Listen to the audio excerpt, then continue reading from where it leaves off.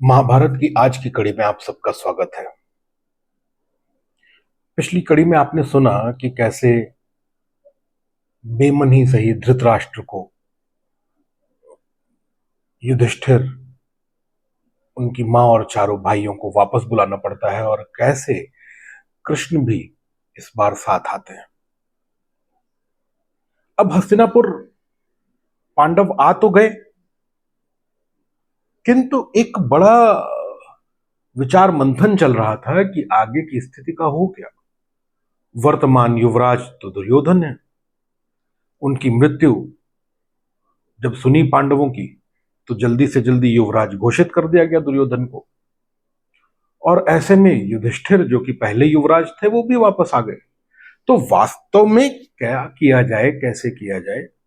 और इस बार तो कृष्ण भी साथ आए थे, वे भी विचार मंथनों में शामिल थे।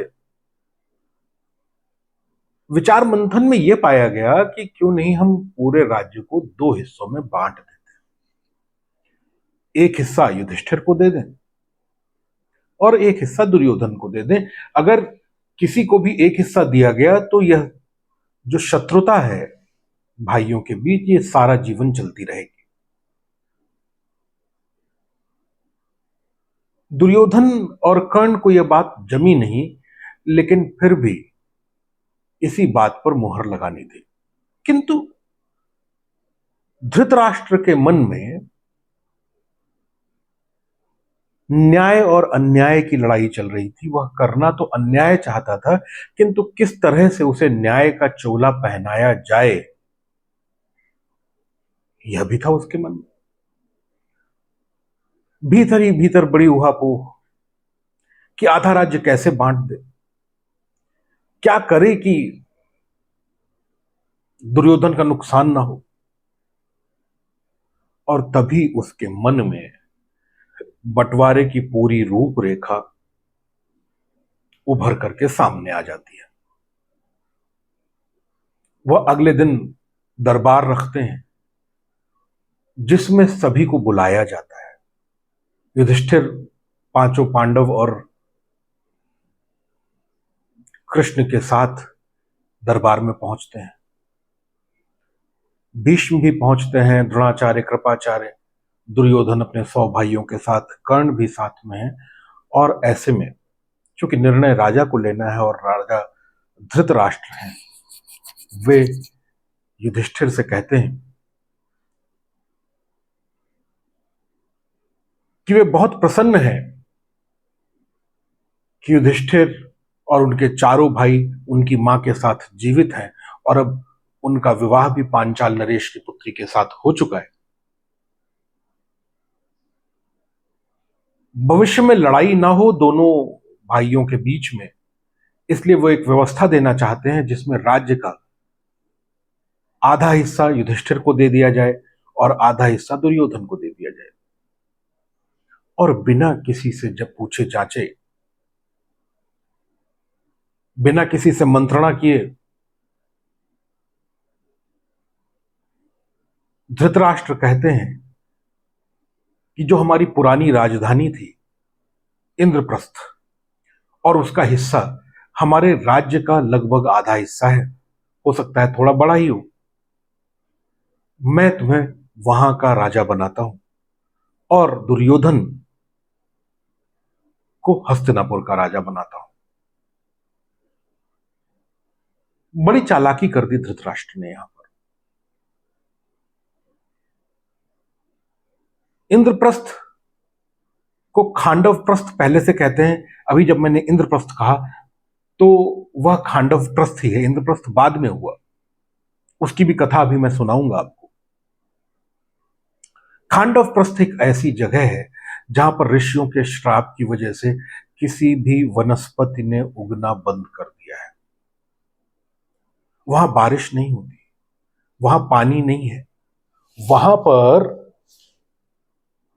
जानवर भी अब नहीं रहते। जब पानी नहीं, वनस्पति नहीं, तो जानवर भी रह करके क्या करेंगे।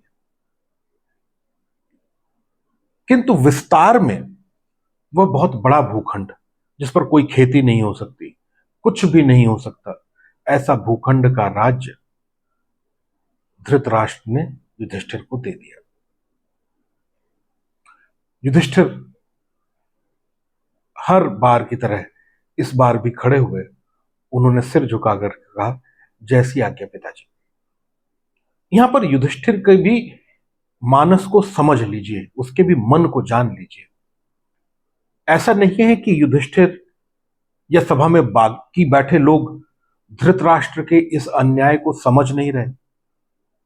ऐसा नहीं है कि युधिष्ठिर लड़ नहीं सकते। युधिष्ठिर और उनके भाइयों के सारे जन्म में जो कुछ भी सीखा है, जाना है, अपने आप को शिक्षा दी है, वो और बेहतर लड़ाई करने की ही दी है। वे महावीर हैं। तो ऐसा नहीं है वे लड़ नहीं सकते, किंतु एक दूसरी चीज है, वे लड़ना चाहते नहीं है। मैंने कहा युधिष्ठिर के मानस को समझना होगा। युधिष्ठिर धर्म के पुत्र हैं और धर्म जहां होता है वहां शांति स्थापित करता है। मैं उस धर्म की बात नहीं कर रहा जो धर्म का चोला पहन करके अधर्म होता है और केवल अशांति खड़ी करता है। मैं उस धर्म की बात कर रहा हूं जो वास्तव में गीता में है, जो वास्तव में श्री रामचरितमानस में है, जो वास्तव में रामायण में है। तो युधिष्ठिर का मानस उसी धर्म से जुड़ा हुआ है, युधिष्ठिर का मन उसी धर्म से जुड़ा हुआ है। विद्रोह करने को तो युधिष्ठिर विद्रोह कर सकते हैं, किंतु वे लड़ना चाहते नहीं, क्योंकि उनका मानस शांत है और लड़ाई के लिए बड़ा अशांत मानस चाहिए, बहुत अशांत मन चाहिए। ये ध्यान रखिए, शांत चित्त लड़ता नहीं है, बल्कि वह हर तरह से सामने वाले के चित्त को भी शांत करने का प्रयास करता है। और अशांत चित्त हमेशा सामने की शांति से चिढ़ता है और वह उस शांत चित्त को भी अशांत करना चाहता है। अक्सर सड़कों की लड़ाइयों पर ऐसा ही देखा जाता है, अक्सर कैसी भी लड़ाई में इसको देखा जाता है। अगर दो अशांत चित्त वाले लोग लड़ गए तो फिर महायुद्ध। अगर एक शांत और एक अशांत चित्त वाला लड़ गया तो थोड़ी देर में समझौते की बात, और दोनों ही चित्त अगर शांत हैं तो लड़ाई हो ही नहीं सकती। दोनों ही लोग लड़ाई वाले क्षेत्र में जाना ही नहीं चाहेंगे, बातचीत से ही चीजों को सुलझाना चाहेंगे। तो युधिष्ठिर का चित्र, युधिष्ठिर का मन शांत मन है। वे उस खांडव प्रस्थ के उपहार को खुशी खुशी स्वीकार लेते हैं। कृष्ण भी खुशी में सिर हिलाते हैं। भीष्म को कुछ बोलना चाहिए था, किंतु भीष्म कुछ बोलते नहीं। भीष्म से ही सबसे ज्यादा डरे हुए थे धृतराष्ट्र कि भीष्म अगर कुछ बोले तो उन्हें अपना निर्णय तुरंत बदलना पड़ेगा। किंतु भीष्म का न बोलने से उन्हें यह लगा कि सबको यह बात न्याय ही लग रही है, हालांकि सबको पता था यह अन्याय है। और जैसे ही युधिष्ठिर हां कहते हैं कि आपकी बात मंजूर है पिताजी, तुरंत खुशी खुशी कहते हैं ठीक है, युधिष्ठिर का राज्याभिषेक की तैयारी करी जाए और सारे नगर को सजाया जाए ऐसा जैसे पहले कभी नहीं सजाया गया हो। नगर में सजावट की तैयारियां शुरू हो जाती हैं। युधिष्ठिर के राज्याभिषेक के लिए व्यास भी आते हैं। एक निश्चित समय पर एक बंजर जमीन का राजा, जहां पर कोई नगर भी नहीं, कोई नागरिक भी नहीं, ऐसी जगह का राजा बनाया जाने के लिए दुनिया का सबसे भव्य राज्याभिषेक होता है। पीछे ही पीछे दुर्योधन और उनके भाई शकुनि, कर्ण, ये सब हंसते मुस्कुराते हैं कि वाह, युधिष्ठिर को कैसा बेवकूफ बनाया जा रहा है। यहां भीम, अर्जुन, नकुल, सहदेव, द्रौपदी और कुंती सुलग रहे हैं। कृष्ण पूरी दृढ़ता के साथ इन पांडवों के साथ खड़े हुए हैं।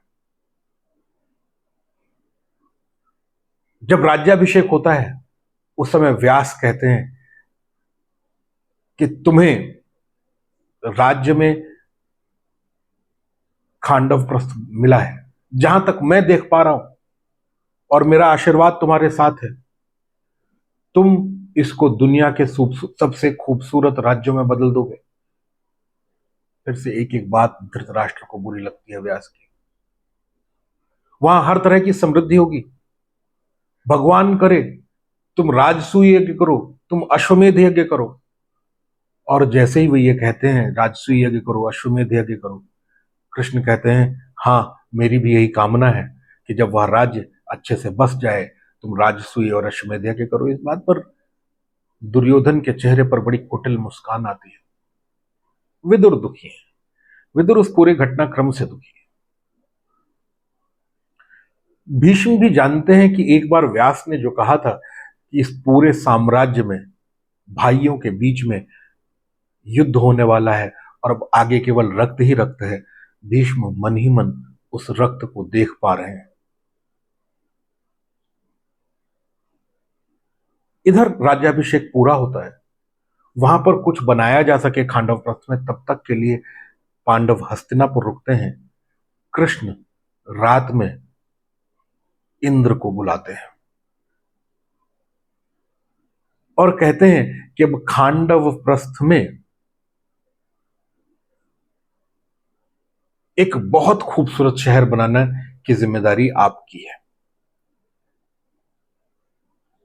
शहर इतना खूबसूरत बनना चाहिए जैसी आपकी नगरी है, इंद्रपुरी है, ऐसी कि उसको जो देखता रहे, देखे तो देखता ही रह जाए।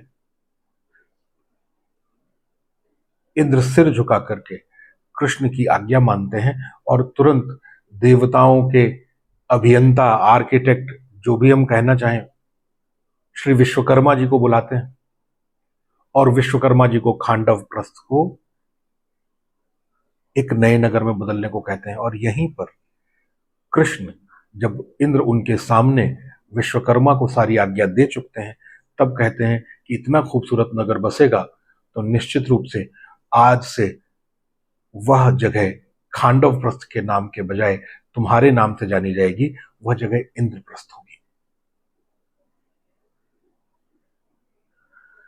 विश्वकर्मा बड़े जोर शोर से जुट जाते हैं। नगर बनने लगता है। इंद्र के बादल वहां बारिश करने लग जाते हैं।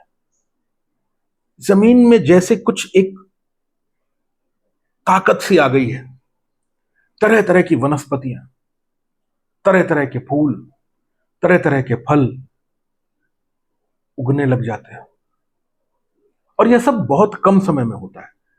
और इधर विश्वकर्मा तरह तरह के महल, रास्ते, बगीचे, घर सब बना करके तैयार कर देते हैं और वे वापस स्वर्गलोक को लौट जाते हैं।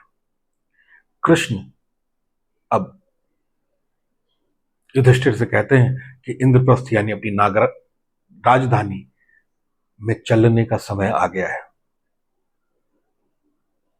वे राजधानी में लेकर के जाते हैं तो युधिष्ठिर, पांचों पांडव, कुंती और द्रौपदी उसकी खूबसूरती देख करके बहुत प्रसन्न होते हैं। ऐसा शहर तो उन्होंने कभी देखा ही नहीं और इसकी तो कल्पना ही नहीं करी थी। बड़ी आग की तरह यह समाचार, यह खबर चारों तरफ फैल जाती है कि युधिष्ठिर का नगर इंद्रप्रस्थ, युधिष्ठिर का राज्य इंद्रप्रस्थ बहुत ही खूबसूरत है। दूर दूर के राज्यों से लोग देखने आने लग जाते हैं और जो कोई भी देखने आता है वह मंत्र मुग्ध होकर के उसी राज्य का होकर के रह जाता है। समय बीतता है, सभी नियम बनाए जाते हैं, सुचारू प्रशासन, सुचारू शासन की व्यवस्थाएं करी जाती हैं और कृष्ण लगातार अपनी द्वारका को छोड़ करके, तब से जब से वो पांचाल आए थे, आज तक वे साथ रहते हैं। और एक दिन कृष्ण युधिष्ठिर के पास जाते हैं, उनको प्रणाम करते हैं। ध्यान रखिएगा, वय में और रिश्ते में युधिष्ठिर उनके बड़े भाई हैं, इसलिए कृष्ण प्रणाम करते हैं और युधिष्ठिर से कहते हैं कि द्वारका छोड़े उन्हें बहुत समय हो गया है, अब उन्हें वापस चलना होगा। युधिष्ठिर उन्हें वापस जाने की आज्ञा दें, क्योंकि द्वारका को इतने लंबे समय तक छोड़ना बहुत उचित नहीं है। युधिष्ठिर इस बात से दुखी हो जाते हैं। युधिष्ठिर उनको रोकने का प्रयास करते हैं। युधिष्ठिर उनको कहते हैं कि अगर आप चले जाएंगे तो यह नगर सूना हो जाएगा। किंतु कृष्ण कहते हैं कि परेशान मत हो बड़े भाई, आप जब भी याद करोगे तो मन की गति से भी तेज, उससे भी अधिक तीव्रता के साथ मैं आपके पास आऊंगा। मैं वहां रहकर भी कभी आपकी याद को भूलूंगा नहीं। सदैव आपको, अर्जुन को, भीम को, नकुल सहदेव को याद करता रहूंगा। आप मेरे मनों में रहेंगे, युधिष्ठिर कहते हैं, और आप भी हमारे मनों में रहेंगे। और बड़े ही दुखी भाव से युधिष्ठिर श्री कृष्ण को विदा करते हैं। इस कड़ी में बस इतना ही। धन्यवाद।